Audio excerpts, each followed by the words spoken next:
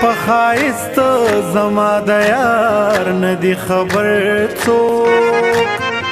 که خبر شي پرې به نږدي دغه در څوک حضرت زندہ پیر المعروف گمکول شریف صاحب د کوارټ وزمکه د گمکول شریف په علاقه باندې ډېره لویه بزرګه هستي پرته ده چې تعلق یې د نقشبندي یا سلسلې سره او د دې تعلق چې کوم دی نو بیا شجر نسب کې سړي ګوري نو هغه اولني خلیفه صاحب ابوبکر صدیق رضی الله عنه ته رسېږي هیچا څخه نشته او آفتاب ته کتی نشي برابر څوک خوشبختي ده د هغوی سره یو نسبت او یو تعلق شته د دوی پیدایش مبارک چې دا په 1912 کې شو دوی بیا د خدای پاک په لار کې ووتل او مختصر خبره به داسې کړي چې دوی حج مبارک ته تللي نو هلته د ګنبد خضرا دوی ته د روایت مطابق یو غر طرف ته اشاره وشوه او هغه غر چې کوم دی بیا دوی راغلل او په یو غر کې هلته یو غار دی د غار سره خوا کې بالکل لقطه ایریا چې د اوبو بوټ پکې نو کاڼي او هغې ته رالل او هغوی ته تشریف راوړل او هلته عبادات خپل معرفي او مجاهدې شروع کړه د معرفي فن او تصوف مختلف دروز مدارج چې کوم دی نو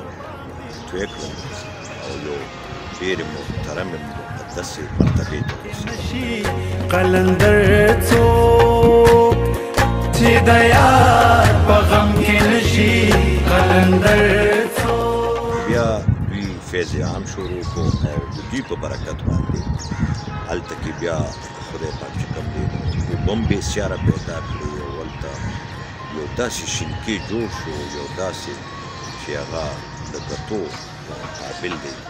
او وروسته ترې فیضیابي کېږي دا ده چې هلته یو ډېر عظیم الشان خانقاه ده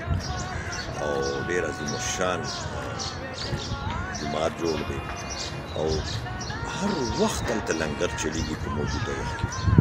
او هلته کې د کوهاټ او بلکې د کوهاټ نه د دنیا ګوټ ګوټ ته لکه د هغوی په حکم باندې په برمنګم کې د برمنګم تر ټولو نه غټ جومات جوړ شوی او هر کال یې عرس کېږي عرس مبارک یې کېږي بیا د هغوی خپلې وظیفې دي او هغه وظیفې چې کوم دی نو هغه بیا خپل یو بیعت دی هغې کې څه لوزونه کېږي چې و کمال ته ورسیږي سر وزمکې وته کوزکا نه ګلسار شي غفلت هیڅ مناسب نه دی کرامات یې مشهور دي لکه یو دا کرامت چې مبارک چې تاسو وګورئ چې هغه ګمکول شریف چې هلته تش کاڼي او هلته کې اوس ډېر خشته شینکې دي او دنیا راځي او هلته کې بیا د خلکو د اوسېدو ځایونه د ډوډۍ ځایونه یو ډېر لوی دغه جوړ شو مرکز جوړ شو د تصوف د رڼا د خپرولو دپاره یو ځل وي داسې و چې مبارک صاحب چې کوم دی نو هغوی د خلیفه صاحب د هغوی عبدالرحمن صاحب د هغوی سره هلته وو نو دوی دا څاروي سرېدل نو څاروو کې چې کوم دی نو چې کتل یې نو زمرې پکې ولاړ نو هغه روایت داسې دی چې دوی ته هغه خلیفه صاحب وایي چېرې دا خو زمرې دی او ته ټوپک موپک نه راغلو چې دا دغه کړو هغه ورته چې نه دا خو څوکۍ ته ولاړ او بیا هغه زمرې لاړه هلته چې کوم دی نو کاکاڼي باندې ودرېده او داسې مو ویلې کېږي چې باقاعده دوی ته سلام وکړو او بیا غیب شو که تاسو وګورئ نو دا تېر چې کوم سخت وخت تېر شو په دغه پښتنو په دې علاقه باندې نو په هغې کې که تاسو وګورئ نو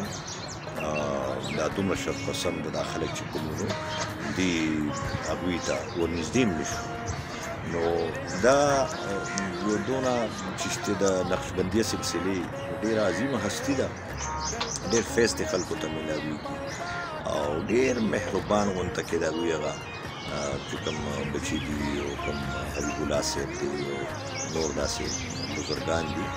هغه یو ډېر د خاکسارۍ او د عاجزۍ ژوند تېروي او خلکو کې ډېر فیس خوري ډېره مینه کوي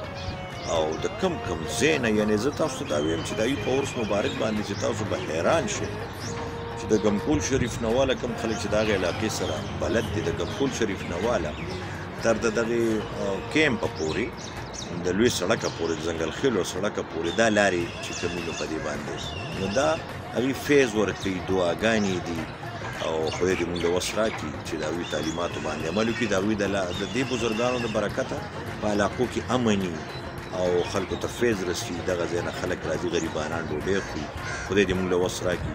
چې موږ د هغوی په دعاګانو کې وو نظر گویا بہارت کا عاشقانو نظر گویا